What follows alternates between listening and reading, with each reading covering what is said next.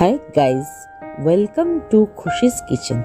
Today I am going to prepare a Bengali dish খুব কম তেল মশলা দিয়ে নিরামিষ সবজির ঝোল from my home style cooking recipes.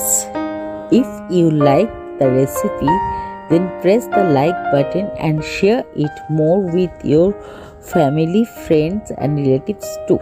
Please consider the channel Khushi's Kitchen for subscription and press the bell icon to get notified of my new upcoming cooking video updates in advance.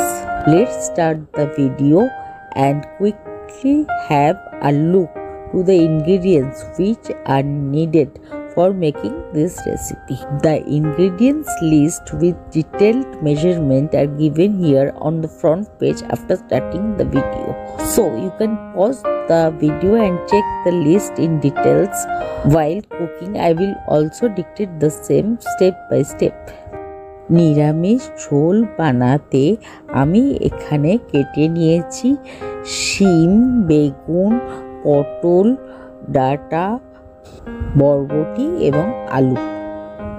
আদা বেটে নিয়েছি এবং টমেটোটা গোল গোল করে কেটে নিয়েছি। প্রথমে একটা প্রেসার কুকার নিয়ে তার মধ্যে ডাঁটাগুলি দিয়ে তার সঙ্গে অল্প জল দিয়ে এবং অল্প স্বাদমতো নুন দিয়ে ডাঁটাটাকে হালকা ভাপিয়ে নিয়েছি।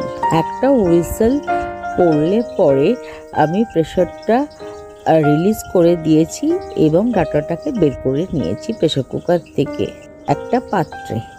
এবারে একটা কড়া নিয়ে প্রথমে বড়িগুলোকে ভেজে নিয়েছি। বড়িগুলো ভাজা হলে পর তাকে একটা আলাদা পাত্রে নামিয়ে নিয়েছি। এরপর বেগুনটা লালচে করে ভেজে নিয়ে একটা পাত্রে নামিয়ে নিচ্ছি।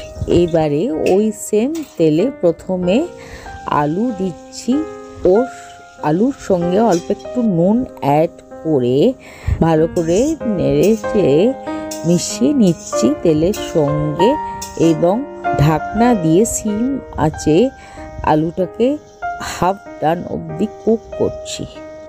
আলুটা যখন হাফ ডান হয়ে গেল তখন ওর মধ্যে প্রথমে পটল দিচ্ছি এবং মিনিট 2-3 জন্য কুক করছি। মিনিট 2-3 পটলটা কুক করার পরে এবারে ওর মধ্যে অ্যাড করছি বরবটি এবং 1 চিমটে নুন অ্যাড করছি। জলের ছিটেও দিয়ে ঢাকনাও দিয়ে কুকটা করছি ভেজিটেবিলগুলোকে এবং গ্যাসের আঁচটাও সিমে রেখেছি। এরপর ভাপিয়ে নেওয়া ডাঁটাটা অ্যাড করে দিচ্ছি, তার সঙ্গে অল্প একটু জলের ছিটে দিচ্ছি এবং আবারও ঢাকা দিয়ে পুরো ভেজিটেবিলগুলোকে কুক করছি। Last but not the least এবারে শিমগুলোকে অ্যাড করছি, তার সঙ্গে 1 চিমটি নুন এবং হলুদ গুঁড়ো অ্যাড করে দিচ্ছি এবং কুক করছি ওই সিম আঁচে ঢাকনা দিয়ে যতক্ষণ না ভেজিটেবিলগুলো সুসেদ্ধ হয়ে যায়। অপর দিকে একটা ফ্রাইং প্যান নিয়ে গ্যাস ওভেনে বসিয়ে প্রথমে কিছুটা জিরে নিয়ে ভালো করে জিরেটা রোস্ট করে নিচ্ছি। এটা রোস্ট হয়ে গেলে পরে একটা পাত্রে নামিয়ে নিচ্ছি এবং ঠান্ডা করে একটি ড্রাই পেস্ট করে নিচ্ছি। যে কড়াই ভেজিটেবিলগুলো কুক করছি সেখানে একটুখানি ভাজা জিরের গুঁড়ো ছড়িয়ে দিচ্ছি এবং আবারও ঢেকে দিচ্ছি। এবারে গরম জল অ্যাড করছি ঝোলের কনসিস্টেন্সিটা অনুযায়ী। Last but not the least ওর মধ্যে অ্যাড করছি পূর্বে ভেজে রাখা বেগুনটা অ্যাড করার পরে আলগা হাতে ভালো করে ঝোলটার সঙ্গে মিশিয়ে নিচ্ছি।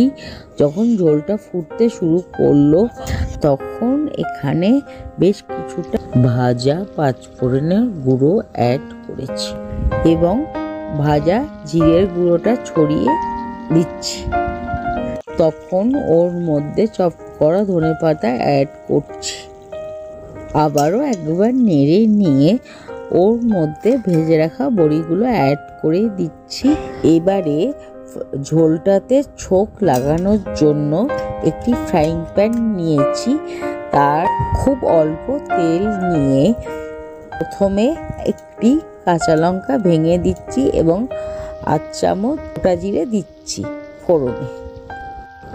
বেশ কিছুক্ষণ ফোড়নটা নাড়ার পরে যখন ফোড়নটা থেকে একটা সুগন্ধ বের হলো, তখন ওর মধ্যে অ্যাড করছি আদা বাটাটাকে হালকা নেড়ে নিয়ে ওর মধ্যে অ্যাড করছি টমেটোটা যখন হালকা নরম হয়ে গেল, ওর মধ্যে অ্যাড করছি স্বাদ মতো নুন, হলুদ গুঁড়ো এবং চপ করা বেশ কিছুটা ধনেপাতা। অল্প জল দিয়ে মশলাটাকে কষিয়ে নিচ্ছি। মশলাটা যখন কষে গেল, তখন এবারে ওই ছোকটা সবজির কড়ায় অ্যাড করছি এবং ভালো করে নেড়ে চেড়ে সবজির সঙ্গে মিশিয়ে নিচ্ছি মিনিট 2-3 ধরে। মিনিট 2-3 পর এবারে গ্যাস বার্নারটা অফ করে কড়াই একটি ঢাকনা দিয়ে 5 থেকে 7 মিনিট স্ট্যান্ডিং টাইমে রাখছি। 5 থেকে 7 মিনিট পর একটি সার্ভিং বলে ঝোলটা নামিয়ে নিয়ে গার্নিশ করছি ধনেপাতা কুচি দিয়ে। Best serve with hot steamed rice. Today's video is over for the time being and will be coming back with a new cooking recipe shortly. Thanks for watching. Thanks to all.